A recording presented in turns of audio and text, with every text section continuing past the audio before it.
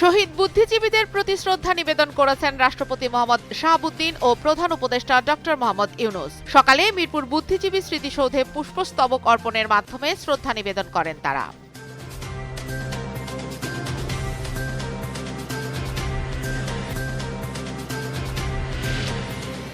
ত্রয়োদশ জাতীয় সংসদ নির্বাচন ঘিরে সামনে আরও হত্যাকাণ্ড ঘটতে পারে আশঙ্কা প্রকাশ করেছেন বিএনপি মহাসচিব মির্জা ফখরুল ইসলাম আলমগীর।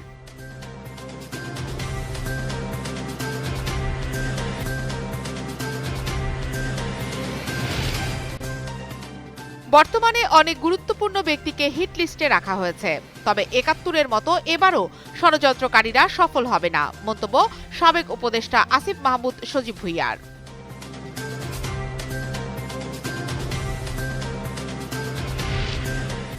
ওসমান হাদির ওপর হামলায় ব্যবহৃত মোটরসাইকেলটি শনাক্ত করেছে র্যাব। এ ঘটনায় আব্দুল হান্নান নামে একজনকে গ্রেফতার করা হয়েছে।